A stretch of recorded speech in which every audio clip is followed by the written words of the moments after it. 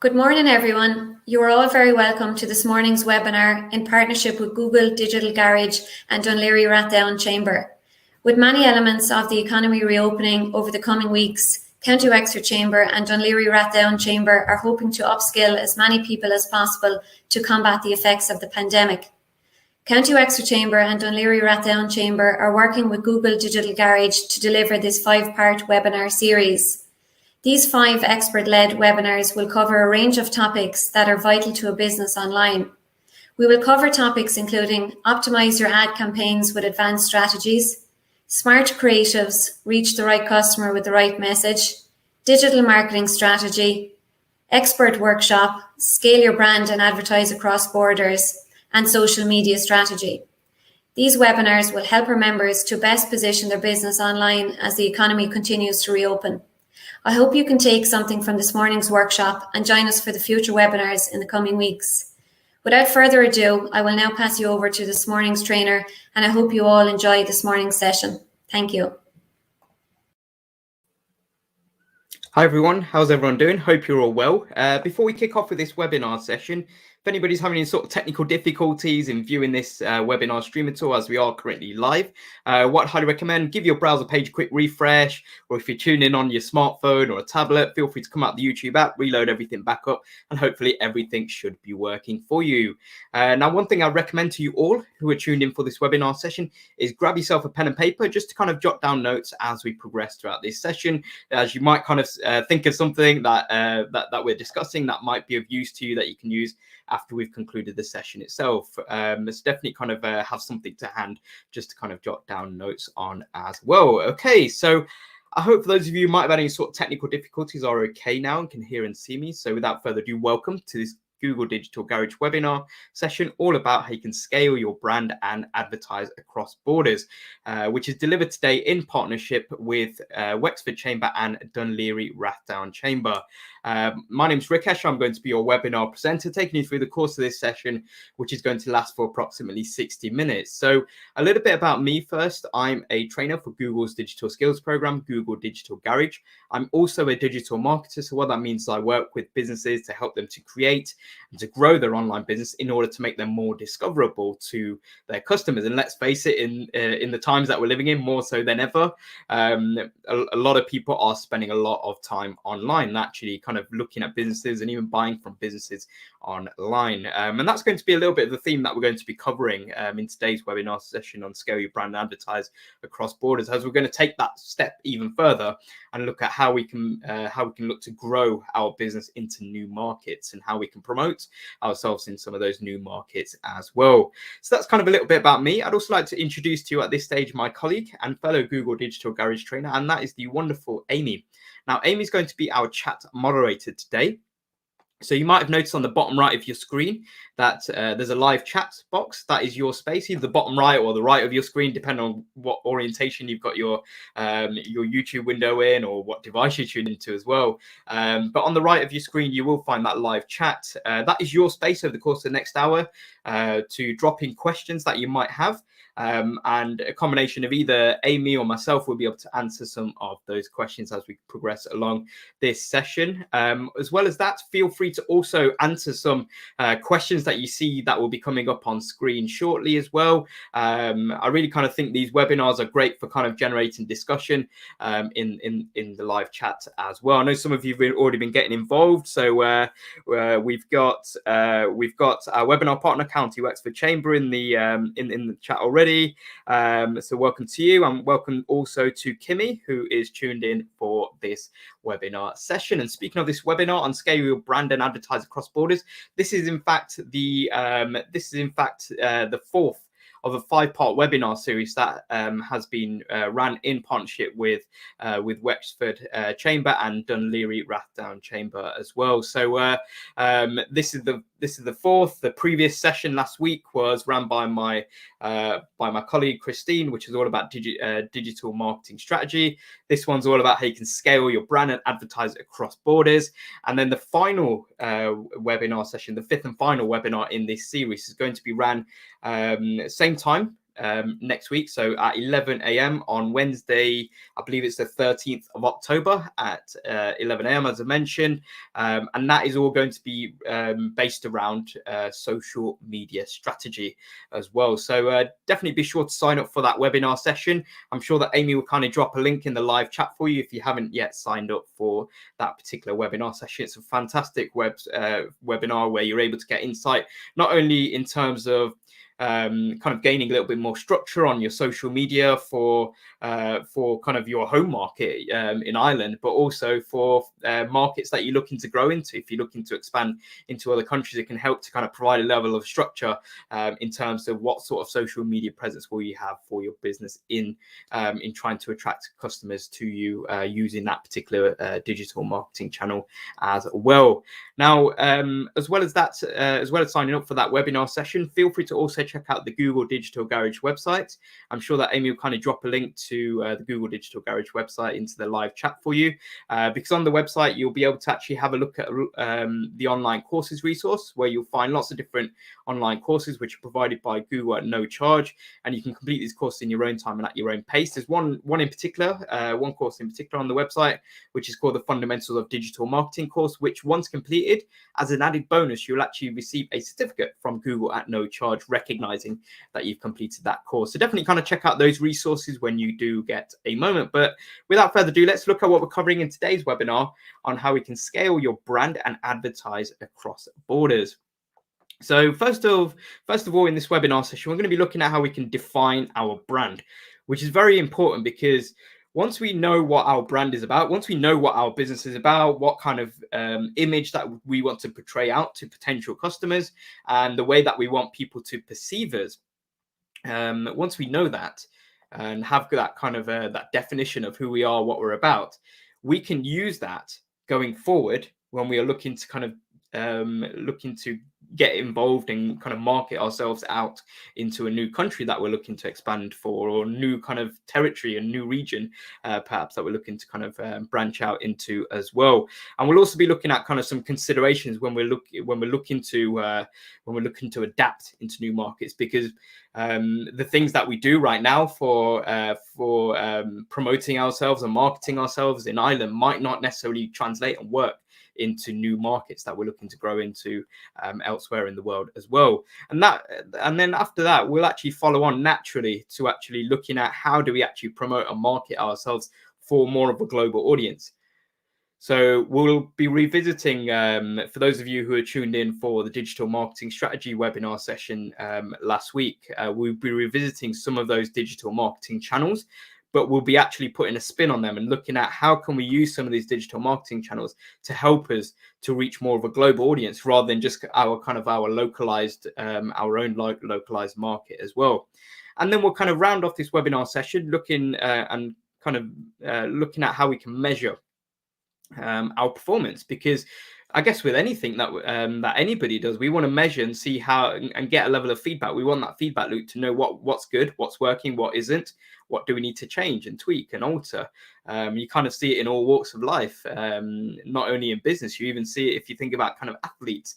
They will, if you've got kind of a 100-meter runner, they will kind of time themselves to kind of see how quick am I performing, what can I do to kind of get that extra 10%, and then they'll kind of just keep kind of training and keep checking in on themselves. So it's all about measuring, see how we're performing, because we want to make sure that we're optimizing our kind of our marketing channels, such as our website, which is going to be essentially kind of the base in terms of where we want to kind of send people to eventually, but also looking at how we can optimize other digital marketing areas, such as the likes of our social media profiles, such as the likes of running email marketing campaigns, for instance, as well. So we want to measure how well all of that is performing as well. So first up, I want to kind of kick off with asking you a question here. So let me know as we progress throughout the course of this webinar session. Let me know in the live chat, what's kind of your motivation for joining today's session? Is there anything in particular? Have you got a burning question that you're looking to kind of get answered from this webinar session? I can't profess that I know all the answers. If I don't, I'll probably hold my hands up and say, look, I don't know the answer. You might need to go away and Google it, ironically. But definitely kind of drop your thoughts down. Definitely kind of drop down your comments into the live chat. I'm sure that Amy will kind of be picking up on some of those comments. I'd love to kind of read read some of those out a little bit later on. So let's kick off by looking at how we can define our brand to kind of adapt it to kind of new markets in particular here. So let's actually have a look at some brands and their kind of their beginnings, their humble beginnings more than anything else as well. So just a little bit of a game here. You can see that there's 4 descriptions here on screen for brands, and it kind of talks through how they kind of began and where they are right now. So let's have a look at the red box first of all. So reading this description, I want you to just kind of guess which brand are we actually talking about here. So invented in 1946 by a pastry chef to save money on chocolate, taken global by his son after 1964. So which kind of brand do you think that is? So I'll kind of leave that one there. I'll kind of read through all of these descriptions, and then kind of gives you a bit of time to kind of provide an answer for each one of these descriptions here.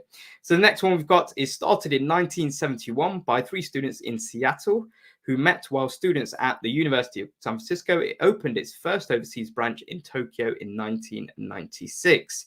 Okay. Now the next description here is in the shed behind his house. This inventor developed 5,127 prototype designs between 1979 and 1984 and only moved into the US market directly in 2002. And then we've got the final brand description here, which is in 2007, 2 roommates were struggling to pay the rent on their San Francisco apartment. Years down the line, their site offers millions of lodging options worldwide. So that's kind of interesting to kind of hear some of these brand descriptions. So let's actually have a look at and reveal the answers for each one of these. So for the first description that we read out, the answer was Nutella. I'm sure many of you out there would have got that already just by some of the kind of the clues there. Pastry chef, chocolate, that were right there as well. You can see the second example here. The answer was Starbucks. So things such as kind of Seattle as well. You can also see with the third example here, which is kind of developed 5,127 prototype designs. The answer was Dyson there as well. And in 2007, 2 roommates were struggling to pay the rent in San Francisco, and now they actually offer millions of lodging options worldwide on their website. And the answer is Airbnb for that. So the reason why I'm kind of showing you all of these descriptions, because they're all fairly similar in one particular detail. And that is the time it took for them to go from their own kind of localized market to reaching new countries, reaching new markets. You can see with Nutella, it was invented in 1946, but it wasn't until 1964 that it was taken global. You can see with kind of Starbucks here, kicked off in 1971, but it wasn't until 1996 that Starbucks actually opened their first overseas branch as well. Similarly with Dyson here, you can see that in kind of the 1979 and 1984 that they made these prototype designs, but it wasn't until 2002 that they actually got involved into the US market as well. So it's important to be aware of this factor, that it's not just a case of, right, I'm deciding that I want to the new market that I want our business to go into is Spain or America. But it's not just something that kind of happens overnight. It's kind of a gradual process, and we want to kind of lay down a kind of a structure and a framework that's going to help us to be as successful as we want to be in those new markets as well. But it's something that does take a little bit of time. So how did all these kind of successful brands do it? Well, they kind of started small, and they became experts in what they knew in terms of first of all, they actually knew their own market, their own kind of home market, to the finer detail more than anything else as well. And that's something which helped them when they were looking at kind of researching, when they were looking at kind of very clued up and gaining a lot of knowledge on the new market that they're looking to get to. So they're being as meticulous with that new market as they have been with their own home market as well. Now, one thing which you can actually see here on screen, which is very important, is that they understood their customers. That's a very important factor to note there. And this is something which is a trait of any successful business, is the fact that there's an understanding of what customers want. Not only in not only in our own not only kind of in Ireland, but also in other countries that we're looking to kind of expand into as well. They were able to kind of fill a gap in the market, which kind of helped them on the path to success. They were able to deliver quality, because above all else, especially if you think about kind of both, I guess, product and service based industries, it's all about quality over quantity every time. That's something which always wins through. As well, they actually adapted and scaled with demand. And that's something important to note, because you might be thinking, well, okay, I'm looking to get into a new market, but is there actually a demand there? That's something that we need to kind of go away and do a little bit of research on as well before we go ahead and actually take a chance. And this is what these businesses did. You think about the likes of Dyson, you think about the likes of Starbucks. They actually took a chance. Of course, it was a calculated chance. It was kind of backed up by information and kind of feedback that they were getting. Great. But it was still kind of they were still kind of taking that leap of faith essentially as well. And what helped them was they were actually exporting successfully in general as well. So they got the assistance of people who knew that new market inside out. They knew the US market inside out. So they got the assistance of people who were based there, who were able to kind of bridge some of the gap that there might have been in terms of kind of exporting successfully into new markets out there as well. So one thing that is very important with any type of business is branding, because this is kind of the way in which you shine as a business. It's the way you kind of stand out. Now, in terms of the word brand, if we just kind of isolate that word there, the term brand, what we mean by brand is it's the way that you as a business want to portray yourself out to your ideal audience, which are going to be your target customers. Or target consumers, or target clients, depends on how you kind of refer to them. But it's the way you project yourself, how you want to be seen, but also blended with that, it's how customers and consumers perceive you.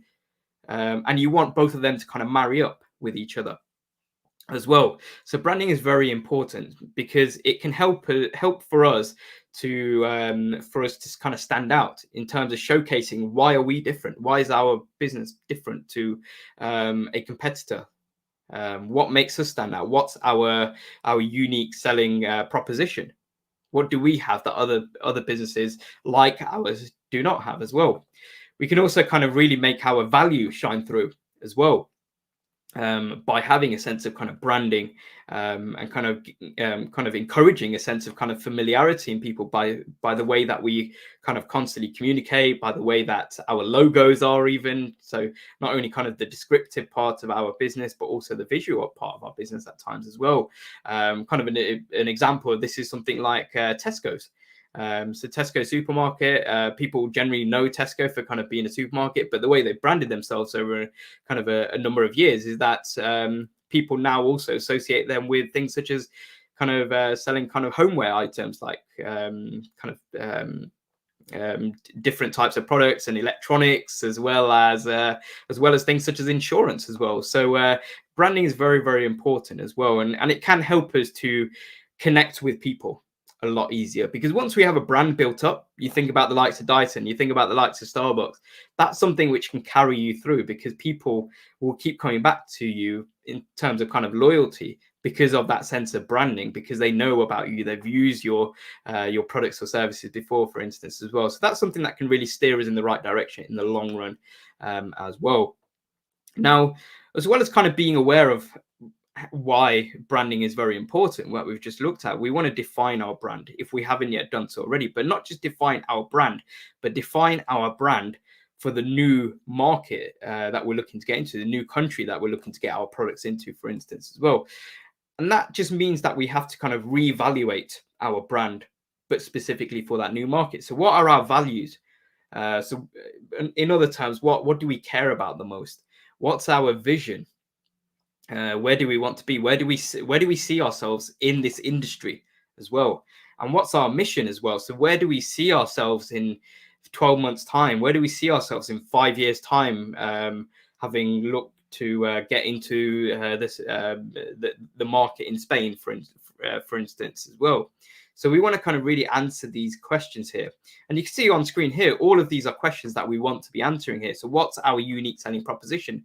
What makes us unique? What makes us kind of stand out from the crowd? How can we kind of package and promote our own business to potential customers in this different country that we're not necessarily familiar with as well?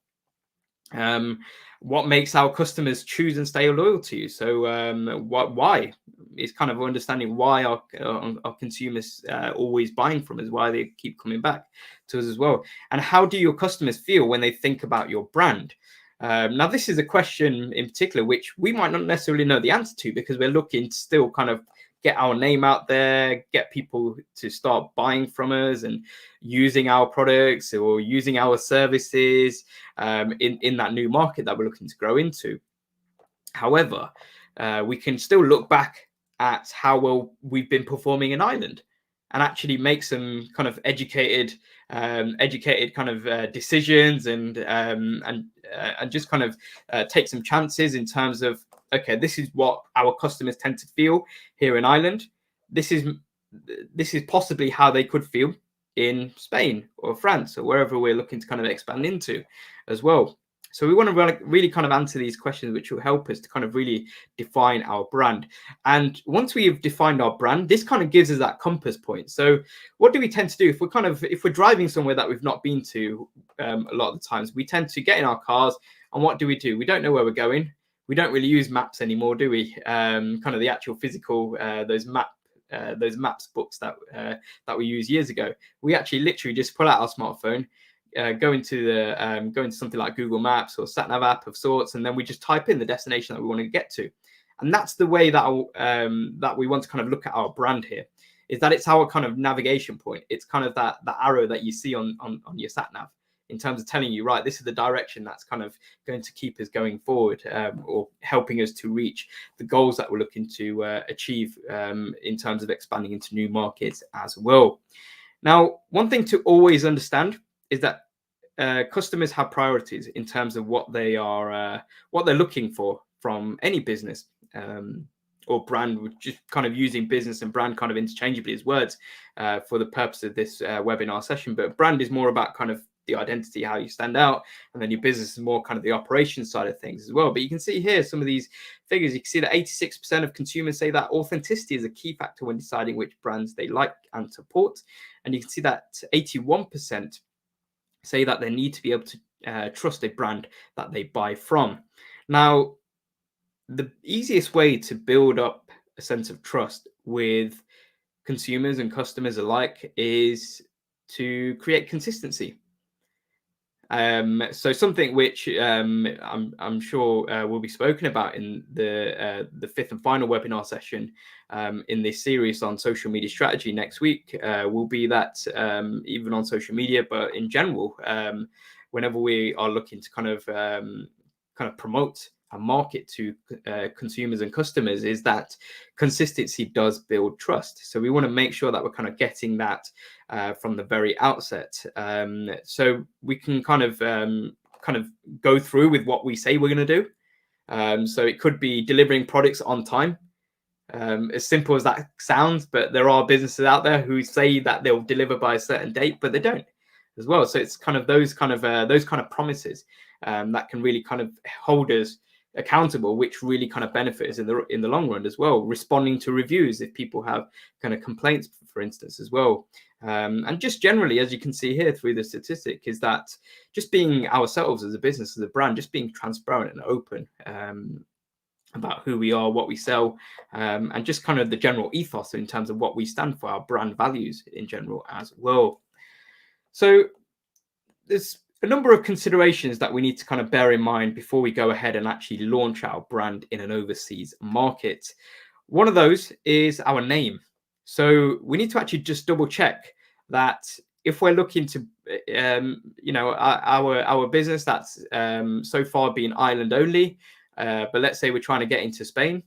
Okay, well, is our business name already taken in Spain? That's probably the first port of call that we need to check. The next protocol that we need to check with our name is, are there any sort of negative associations with the name that we've chosen? Because in kind of especially in kind of non-English native speaking countries, the words that we choose might not necessarily translate identically into the same kind of positive type of associations and connotations. So we want to really kind of vet our name first and foremost. We also want to monitor our visual identity. So this could be just kind of looking at how strong our logo looks in general as well, and also looking at our value proposition. So what I mean by value proposition is that what's your kind of position in the industry? What's your position in this new market that you're looking to go into?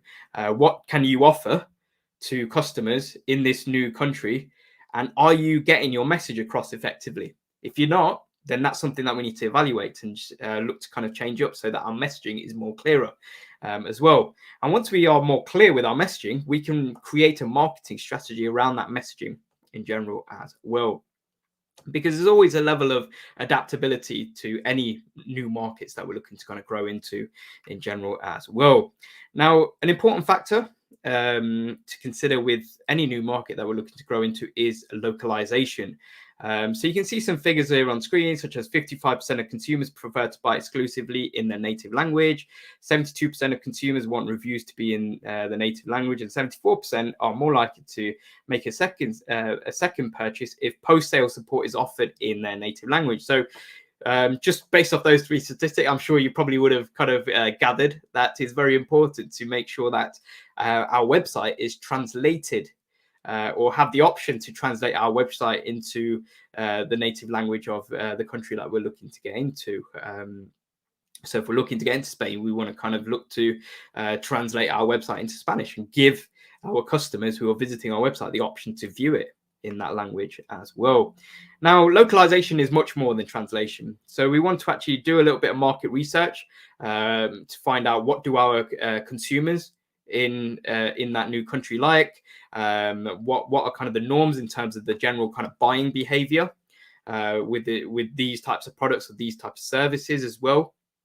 We also want to reevaluate kind of our brand positioning in terms of how does our unique selling proposition stand up to competitors in that new market, because we might not necessarily have done our research in terms of competitors in a new market. We've probably done loads in Ireland, but we haven't necessarily done loads in the new market that we're looking to go to. So this is very much kind of the preparation stage that we need to go through here as well. And also just kind of revisit our marketing strategies and communications. We'll be talking about marketing coming up in just a moment in more detail, but we want to revisit because there might be certain kind of social media platforms which might be more popular than others in new countries, which completely are the opposite to how it is in Ireland as well. So that's definitely something to consider as well.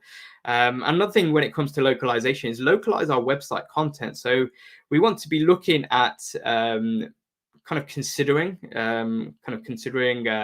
whether we need to pay for website hosting if we're creating kind of a new website domain that we're purchasing with kind of the ending with that particular country. We want to look and pay attention to any kind of local trends that are going on. What are people typing in generally right now when they're looking for products like ours in that country that we're looking to get into? And the content that we create on our website needs to kind of really speak to those people that would be interested in our products and services in that country as well. So we definitely need to do a little bit of work on our website content in general, because whatever we have for our Irish customers might not necessarily translate to other countries as well. So with that in mind, let's have a check-in with any questions that you might have at this stage. Okay, so I can't see any questions at the moment, but if there are, feel free to pop them into the live chat, and I'm sure that Amy will be able to kind of answer some of those, and we'll be able to kind of field some of those questions to me as well. Although just picking up on a comment here from Shannon, who's mentioned art and interiors in terms of kind of what you're looking to kind of gain out of this webinar session. So that's kind of the industry that you are based in, and maybe you're looking to kind of scale into a new market. So yeah, absolutely. So thanks very much for kind of sharing that, Shannon. So I really hope that you're finding this webinar session valuable and useful. So one important kind of way in which you can kind of you can kind of grow into a new market is by marketing ourselves, promoting ourselves, which is kind of the fundamental area which has kind of helped us be successful in our own kind of home market that we're in right now as well. But we want to make sure that we kind of go further afield. So a question I'd love to kind of pose to you here is, how do you currently market your goods and services to customers in Ireland? What's been working for you? What's kind of been great? And you just, you kind of stick with that formula. If it ain't broke, don't fix it kind of mindset there. So what's working for you? Feel free to kind of share into the live chat, because one thing to be mindful is, once we answer this question, what's working for us right now, is once we know that, we can then look at, right, this is what's currently working. Let's now explore these digital marketing channels once again and see what might work for us in this new market that we're looking to grow into here. So we've got search marketing first up.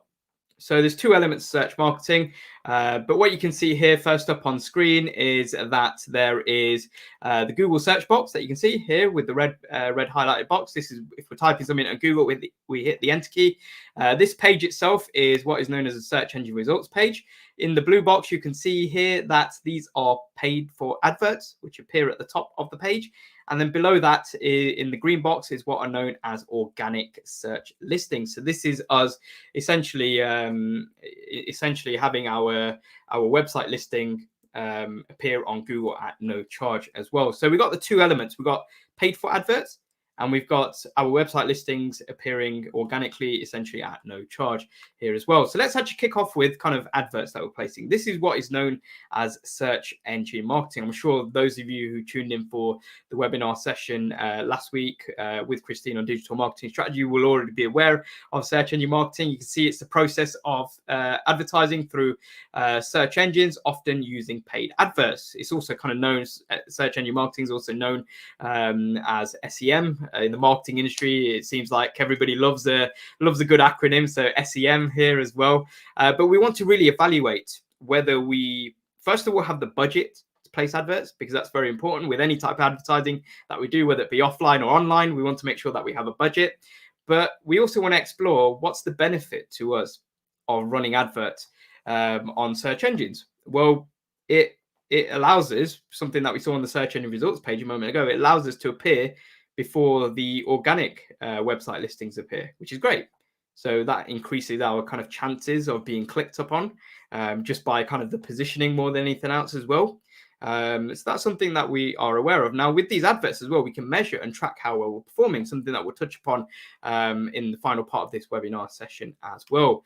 Now, to get started with running search engine marketing, placing adverts on search engines, this is a simple kind of walkthrough for placing adverts on Google through a platform called Google Ads. So we want to sign ourselves up for Google Ads.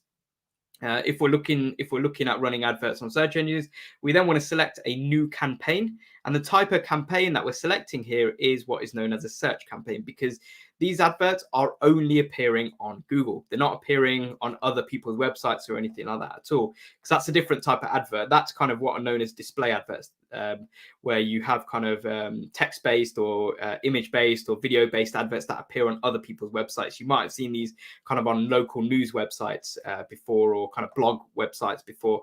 These are kind of what are known as display adverts, which kind of differ to this. So these are adverts that will just appear on search engines. Now, step 4 is selecting our location. So for those of you who might be running Google Ads right now to promote your business in Ireland, you might have selected a particular area. You might have selected Dublin, or you might have selected a specific postal area in Dublin, for instance. But when it comes to scaling into another country, you might select Spain, although Spain's probably it's probably a large area, too large of an area for us to kind of capture. So we might pick a specific city. We might pick Madrid. We might pick Barcelona. for instance, as well. Now, once we've selected our location that we want to target in terms of our adverts appearing, we want to make sure that our adverts are appearing when people type in certain words or phrases into that Google search query box. And that's where step 5 comes in, where we kind of add our keywords. So these are words or phrases that people type in into that Google search box. We can see some examples here on screen, such as, so for this business is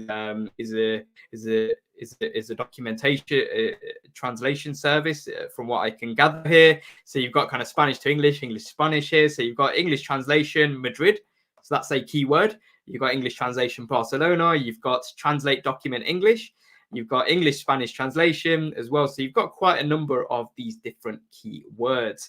And then once you've kind of added some of these keywords, so these are keywords that when somebody types in into the Google search box, hits the enter key, in theory, you actually have your advert appear.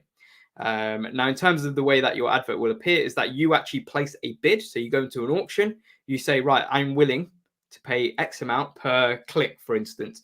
So every time somebody clicks onto my advert, then I will then pay Google Ads a certain amount. So if you kind of win against other businesses that are looking for their advert to be shown when certain keywords are actually typed in, then we are kind of pitting ourselves when it comes to our bidding in general as well. So if we win, great, we'll actually appear within usually kind of the first 4 text-based slot results that you'll see on the Google results pages as well. And then the final step you can see here is actually creating our ads. We can create ad headlines. You can see examples here, such as kind of Spanish to English translation, certificates and documents. And the third headline here is English native team. Great, fantastic. And we can also preview how our advert looks both on mobile and on desktop. Now, some top tips for success when it comes to running adverts on search engines is optimize our keyword list. So we can actually use a tool built into the Google Ads platform, which is called the Google Ads Keyword Planner. So this is a tool that we can run before we even run any adverts, without even kind of placing any bids down or anything like that. We can actually run this Google Ads Keyword Planner, which will help us to identify what are some of the words and phrases that people are typing in certain countries when they're looking for products and services like ours. Because once we know that information, we can use that when it comes to adding in our keywords that we looked at earlier on as well. Now, we can also boost our adverts with something known as ad extensions. So ad extensions are those things which, if you've kind of had a look, for instance, on your smartphone and you've searched for something and you see some Google Ads that do appear, underneath certain Google Ads, you'll see that there's an address that appears. The address of the business. So you've got an address in that new country. You can that will appear. Also, what can appear is kind of the star rating that you've got for your business on Google. That will appear, as well as an icon for a telephone as well. So if somebody was to press on that icon, then it will have a pop-up that comes up on your smartphone screen, says, would you like to call this telephone number? And you can press call, or you press cancel if you pressed it by accident as well. Now, these ad extensions is something that we want to make sure that we always add on, because it doesn't cost us anything extra at all. So these ad extensions are available at no charge, but it's something which sometimes people might forget to add on when they're kind of running Google Ads, to add these kind of ad extensions on as well. We can also add in kind of links to other web pages within our website as well. So we're kind of increasing our chances of our advert being clicked on as well. Now, we also want to make sure that we're measuring how well we're performing with our adverts, because we want to make sure that we're getting a return on investment, because with advertising, there's always going to be a monetary outlay. So we want to make sure that we're getting a return on our investment, and we're actually getting some interest. We're actually kind of getting people visiting our website, for instance. And that's where a platform like Google Analytics comes into play, which helps us to kind of analyze how well these adverts are performing. And we'll speak a bit more about Google Analytics coming up shortly as well. Now, another type of digital marketing channel essentially is search engine optimization, or SEO for short. You can see here it's the process of making a website more visible and more relevant to search engines. So this is that kind of organic search listing. So after those adverts have appeared, these are our website listings appearing at no charge. So we want to kind of make improvements to our website here. That's what we want to be doing with this particular process. So how does this this SEO process compare to what we've just talked about with search engine marketing? So with SEO, it's all about going through the process of improving our website, looking at what sort of keywords people are searching for. We can use such tools such as the likes of the Google Ads keyword planner that I mentioned, to actually marry up and kind of align more of the and include more of those keywords within our website content. So we're increasing our chances of our website listing appearing higher in the Google in the Google search results as well. Now, the drawback to this process, this search engine optimization process, is that it can take time to kind of get our website listing to appear on the first page of Google. However, this is definitely a process from a personal point of view that, from a business sense, I'm sure some of you might already be doing this, is constantly updating and improving your website content. This is something that can really help us in the long run. This is something that we should always be doing. Now, on top of that, we can kind of, if we're looking to kind of get known, cause a bit of a splash, and kind of make sure that we're kind of front and center of people's attentions in this new market, we can look to include some of these search engine marketing, running adverts on search engines, because this is something separate to having our website listing, which is going to appear anyway, whether it's on page 1 or page 5. But this is completely separate, where we're kind of paying our way to the top. So we're actually bidding on keywords. We're going into the auction that I mentioned earlier on. We're bidding on these keywords, and if we're successful, then we will appear within the first 4 advertising search results as well. So that's something to kind of keep in mind with kind of the differences between the two. So in terms of kind of some top tips, in terms of staying ahead with this search engine optimization process, we essentially, our end goal with this process is to help Google to find our content, our website content, and also to make sense of it, to help it to understand it. Now, a tool that can help us out with that process is a tool called the Google Search Console. And this is a Google tool which is available at no charge that we can kind of utilize and use, which will kind of show us our average ranking on Google. So if we're making improvements to our website, we can actually look and see our website page ranking, our average page ranking on Google Search Console go up. So we can see that clear trajectory as well. Now, we can also monitor what sort of words people are typing, what sort of keywords people are typing in to that Google search box, which is bringing up our website listing as well, which will be a clear indicator in terms of whether our website content is good or whether it needs a little bit of improvement. Now, as well as that, I just spoke about kind of keywords. This is very much kind of the main piece of this search engine optimization process, because we want to make sure that we're kind of marrying up what people are typing into that Google search box with our website content. It's not to say that every other word or every other sentence should be that keyword, those words or phrases that people are typing in, because your website won't make sense. But it's just kind of being mindful of that when we're kind of creating things such as kind of page titles and headings specifically as well. And speaking about kind of page titles and headings and certain kind of subheadings as well, we want to make sure that we're making web pages search friendly. And that kind of goes back to the main objective of the search engine optimization process, which is helping search engines to understand and to make sense of our website, which it can then kind of put in more of a convenient way when they are showing our website listing on their search engine platform as well. And then the final kind of tip when it comes to search engine optimization is we want to kind of focus on quality above quantity with any content that we are creating. Now, another area that can help us to kind of increase our footprint, increase our visibility on Google, is by creating ourselves a Google business profile. I'm sure many of you might have already set this up. So if you search for, let's say, a supermarket or a restaurant right now on a separate tab, if you were to search for one of those restaurants, what will appear usually on the right hand side, if you're kind of searching on a desktop, you'll actually find that on the right hand side that there's a business profile which has information such as kind of the name of the business, the name of the restaurant, let's say, for instance. It will show you what sort of options are available: delivery, takeaway, dine-in. It'll have a tick and a cross beside each one of those. It'll have a star rating. It will show you the address of that restaurant. It will show you how many people have left reviews, as well as other kind of useful information such as email address and telephone numbers as well. And this is something we can set up at no charge, and we can set it up using the platform called Google My Business. And we can do that either through the website, which is business.google.com, or by downloading the Google My Business app. Now, another resource that can help us out along our journey of kind of marketing in general is making sure that our website is running quick and smooth, not just generally for people kind of searching on kind of laptops or desktops, but specifically for mobiles, because we're a mobile first world now.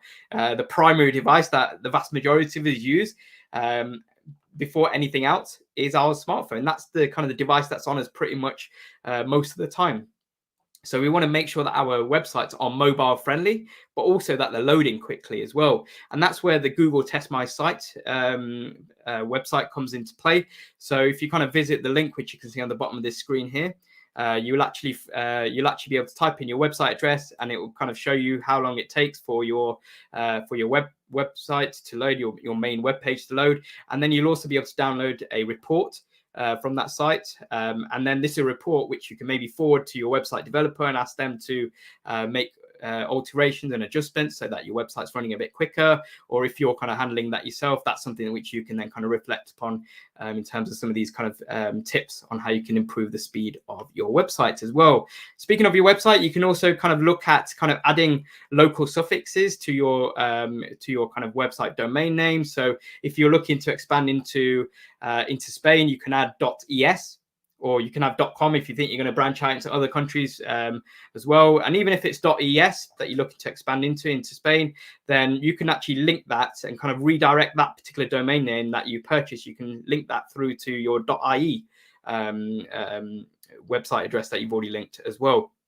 So that's something to consider. We've already spoke about kind of search engine optimization in terms of kind of being really specific and targeted with our content on our website, as well as looking at kind of the speed of our websites. But also we want to consider, we also want to be considering kind of accepting different payment methods, because different countries might have different payment providers as well, which are most popular.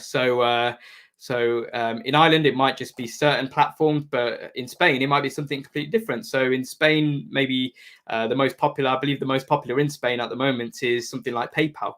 But then the next popular one is something known as Bizum. I believe they're both kind of digital wallets of some sorts, but then also have the options of kind of credit cards and debit cards as well. So that's something to be mindful of, and just kind of offering those payments, because that could be a stumbling block in customers in that new market who are ready to buy from you.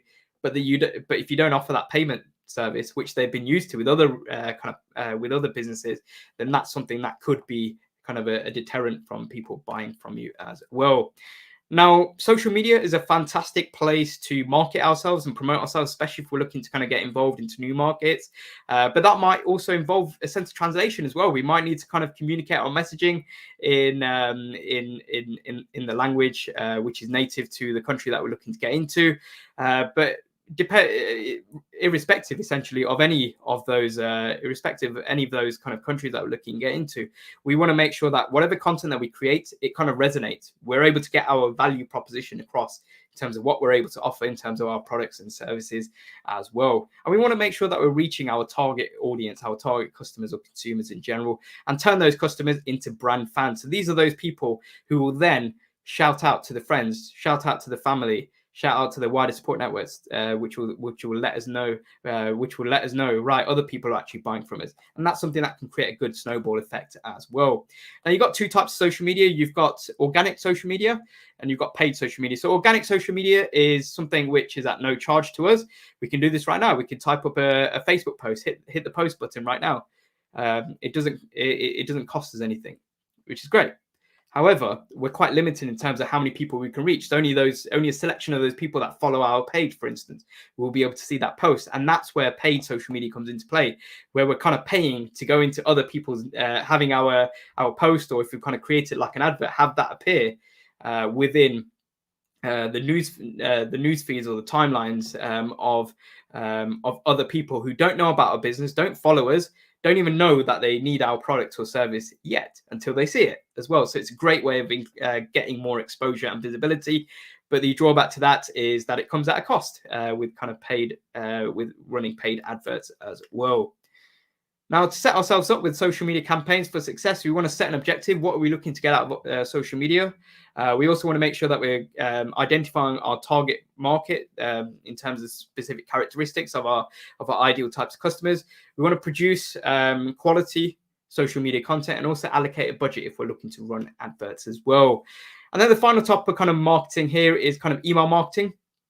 So email marketing, one thing to note with email marketing, it's very much permission based. So the people that are going to be receiving your emails must opt in to receive them. So that's something which is very, very important. But we can use loads of different kind of email marketing tools that can help us to kind of to help us create these emails, send these emails, send these emails to the whole. So once we've got an email list of people who have opted in to receive our emails, we can kind of, once we click the button, it will send an email out to all of them at the same time as well. So there's tools such as the likes of kind of MailChimp. There's other email marketing platforms out there as well. Now, when it comes to email marketing, we want to kind of make sure that we're monitoring how well they're performing. So platforms such as MailChimp can show us what's the open rate. So how many of those people who have received our email are actually opening our email. So we can have a look at that. How many are then going on to click a link within our email as well? We want to make sure that we're personalizing our email. So adding in kind of the first name and just kind of being as personalized as possible. And just think about kind of automation. And something like MailChimp and other email marketing platforms can help us with that, because we don't want to be spending too much time, especially if we're kind of creating social media content and other types of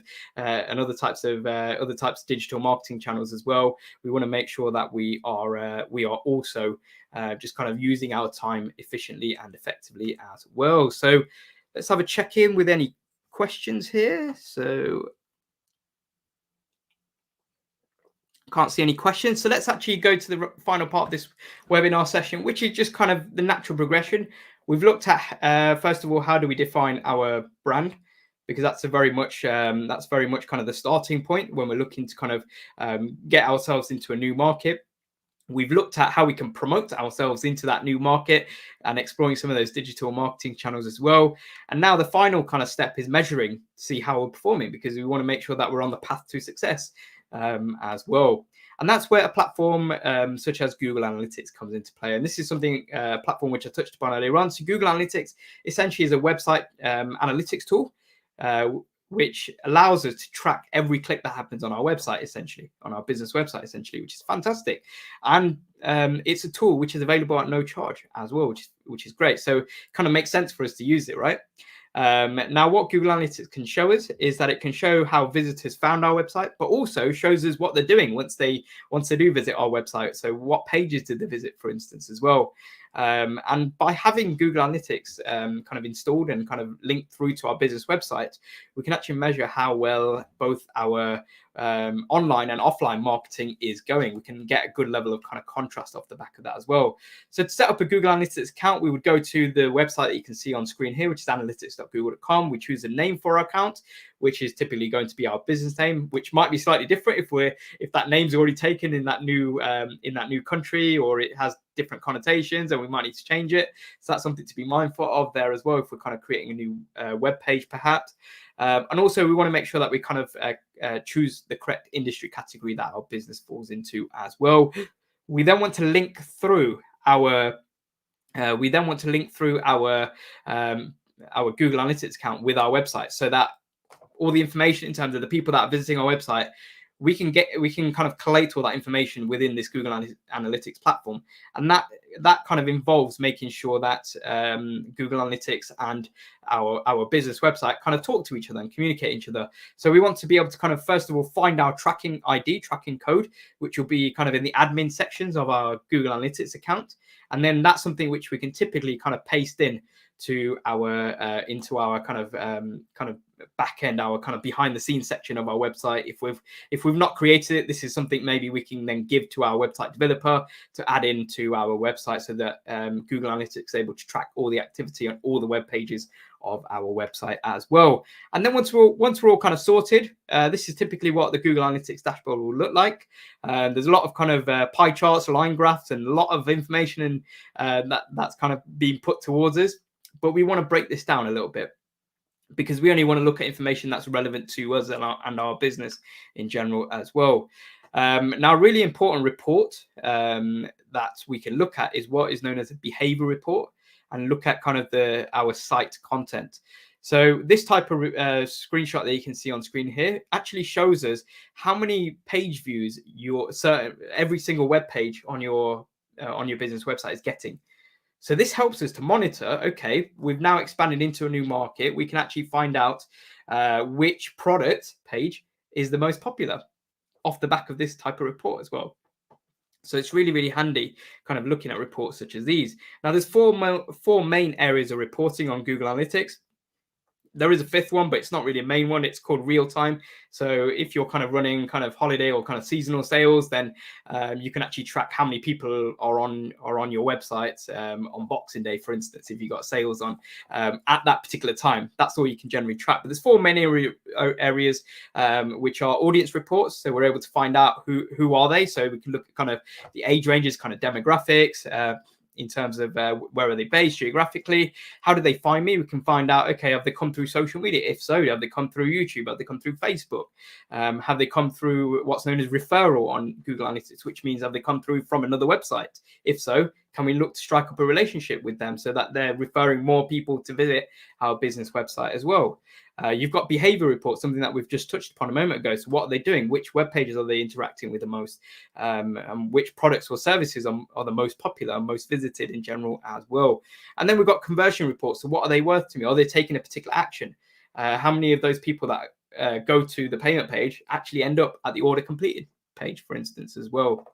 So there's a lot of information that we can find out through this Google Analytics platform. It's such a powerful tool, but sometimes it can be overwhelming when we kind of look at it for the very first time. So we just want to kind of take it down in chunks, look at these reports kind of individually, and that can sort of help us kind of gaining a better understanding of the wider platform as well.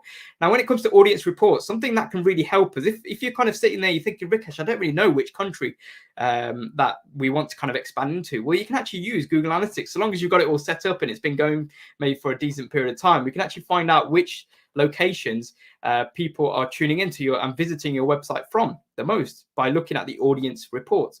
You can see a screenshot here, and it kind of shows a breakdown with the map as well as kind of numbers there as well. So there's a lot here that we're able to kind of find out, and kind of going forward, even if we're looking to expand into one country, that's not to say that we can line up maybe in a couple of years' time or a year's time or 6 months' time, we can actually line up, okay, this is the other new market that we're looking to kind of branch out into going into the future as well. So let's have a final check-in with any sort of comments or questions from you all, which I can't see any. However, I can see lots of different kind of useful links that I believe Amy has been posting into the live chat. So feel free to kind of copy those links and kind of bookmark them if you wish to do so, and check them out after we've concluded this webinar session. So let's have a look at your next steps. So next steps wise, highly recommend that you check out the Google for Small Business website. It's a fantastic resource and tool where you're able to kind of have a look at some tips for kind of dealing with COVID as a small business, as well as having a look at the online success guide on the website. And there's some other fantastic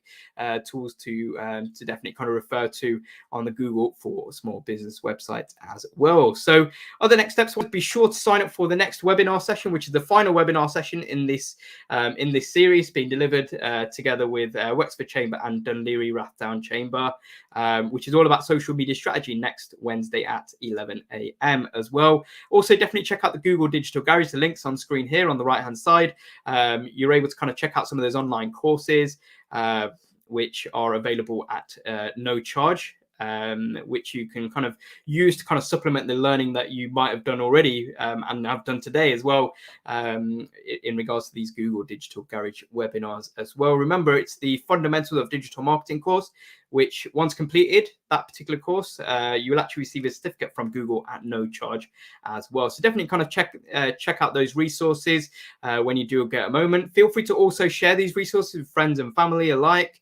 If you are going to share this information, share the Google Digital Garage website information across on social media, feel free to kind of include our hashtag, which is hashtag Digital Garage, that you can see on screen here. As well. And also, finally, feel free to also provide us with a little bit of feedback. We'd love to kind of hear from you in terms of what you enjoyed about this webinar session. I'm sure that Amy will kind of drop in a link into the live chat for a feedback form.